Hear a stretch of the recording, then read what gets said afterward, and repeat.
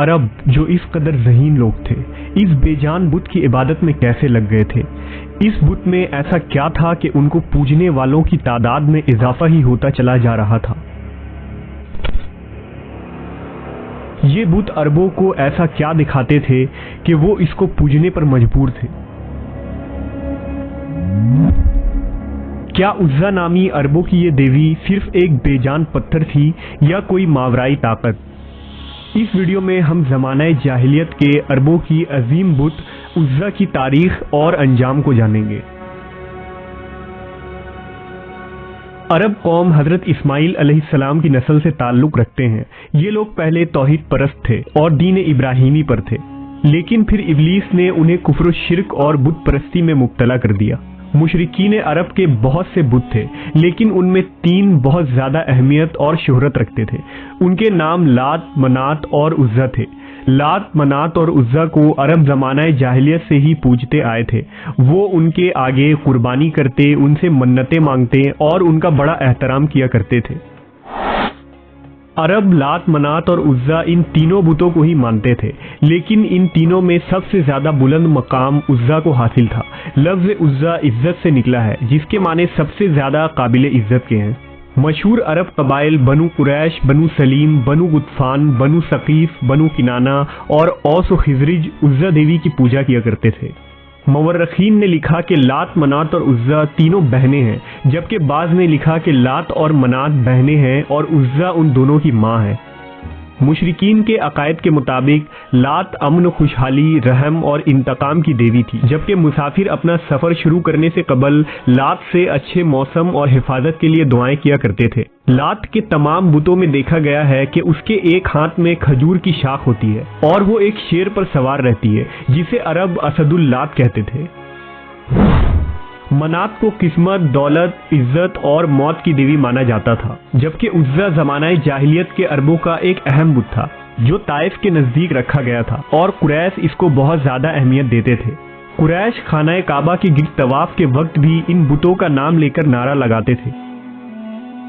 دراصل لات، منات اور عزا کے 3 بت خانہ کعبہ میں بھی رکھے ہوئے تھے، لیکن یہ صرف علامتی بت تھے۔ اصل بت جن کے مندر بنے ہوئے تھے وہ ذات عرق کے علاقے میں تھے، جہاں عرب کے دور دراز کے علاقوں کے لوگ آ کر ان کی پوجا کیا کرتے تھے اور چڑھاوے چڑھاتے تھے۔ ان بتوں کے سامنے قربانی گاہیں بھی تھی جہاں جانوروں کو ذبح کیا جاتا تھا۔ عرب یہ مانتے تھے کہ یہ دیویاں نعوذ باللہ اللہ کی بیٹیاں ہیں۔ عربوں کے نزدیک عزا عزت، حفاظت، افزائش نسل، حسن، جذبات اور محبت کی دیوی تھی۔ دراصل ان بتوں کے ساتھ 3 شیطانی چڑیلیں منسلک تھی۔ دراصل یہ شیطان عورتیں ہوتی ہیں، یعنی مادہ شیطان۔ ان بتوں کی دیکھ بھال اور لوگوں کو ان کی عبادت کے طریقے سکھانے کے لیے مندروں میں پجاری ہوتے تھے، جو لوگوں کو گمراہ کرتے اور اس کے عوض بتوں پر چڑھاوے کی چیزوں کو خود سمیٹتے تھے۔ عزا کا یہ بت خراز نامی ایک بستی میں واقع تھا۔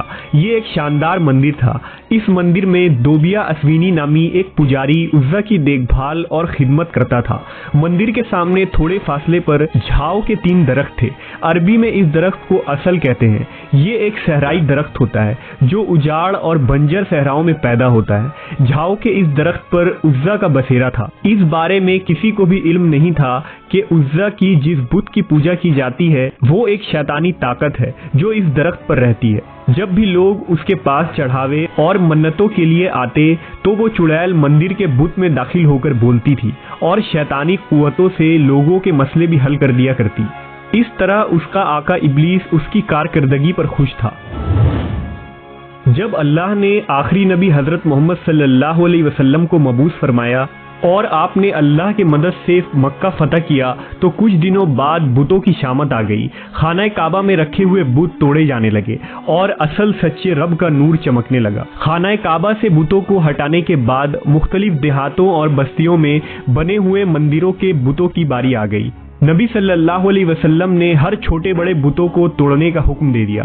چند مورخین کا کہنا ہے کہ فتح مکہ کے موقع پر منات کے بتوں میں ایک بت کو مشرکین بہت رازداری کے ساتھ عرب سے نکال کر سرزمین ہند کے جانب روانہ کر دیا اور وہ موجودہ ہندوستان کے گجرات میں پہنچا دیا گیا، جہاں اس بت کو ایک مندر میں منتقل کر دیا گیا جسے سومنات مندر کے نام سے جانا جاتا ہے۔ محمود غزنوی نے 450 سالوں بعد ہندوستان پر حملہ کر کے اس بت کو توڑ دیا تھا۔ جب مکہ کے تمام بت توڑے جا چکے تو 25 رمضان کو نبی صلی اللہ علیہ وسلم نے حضرت خالد بن ولید رضی اللہ تعالیٰ عنہ کو بلایا۔ انسانی تاریخ کا سب سے قابل ترین جرنیل حضرت خالد کو عزا کی تباہی کا مشن سونپا گیا۔ آپ صلی اللہ علیہ وسلم نے حضرت خالد کو حکم دیا کہ وہ عزا کے مندر کے قریب 3 جھاؤ کے درختوں میں سے ایک کو جا کر کاٹ دے، لہٰذا آپ حکم پا کر خراز بستی میں پہنچے۔ حضرت خالد تیسرے درخت کے قریب اسے کاٹنے کی نیت سے پہنچے تو اچانک عزا نامی چڑیل آپ کے سامنے ظاہر ہو گئی۔ وہ ایک خوفناک صورت والی برہنہ عورت تھی۔ وہ شعلے برستی آنکھوں سے حضرت خالد کو گھورنے لگی۔ اچانک مندر کا پجاری بلند آواز سے پکار کر بولا، عزا، خالد کو قتل کر دے، اگر تو نے خالد کو قتل نہ کیا تو آج تو ذلیل و رسوا ہو جائے گی۔ عزا حضرت خالد کی جانب بڑھی، آپ نے تلوار نکالی اور اللہ کا نام لے کر عزا پر حملہ کر دیا۔ پہلے ہی وار میں عزا کا سر تن سے جدا ہو گیا۔ اس کے زمین پر گرتے ہی اس کا جسم جلنے لگا۔ تھوڑی دیر بعد آپ کے سامنے کوئلے کا ایک ڈھیر پڑا ہوا تھا۔ آپ نے اسے قتل کرنے کے بعد اس کے بت کو بھی ٹکڑے ٹکڑے کر دیے، پھر اس کے بعد مندر کے پجاری کو بھی قتل کر کے واپس روانہ ہوئے۔ آپ نے واپس آ کر سارا واقعہ نبی صلی اللہ علیہ وسلم کو سنایا۔ اس پر آپ نے فرمایا، یہ عزا تھی، اب یہ ہمیشہ کے لیے ختم ہو گئی ہے، اس کی دوبارہ اب پوجا نہیں ہوگی۔ اور اس طرح صدیوں تک پوجے جانے والی اس شیطانی طاقت کا خاتمہ نبی صلی اللہ علیہ وسلم کے حکم سے سیف اللہ حضرت خالد بن ولید کے ہاتھوں سے ہوا۔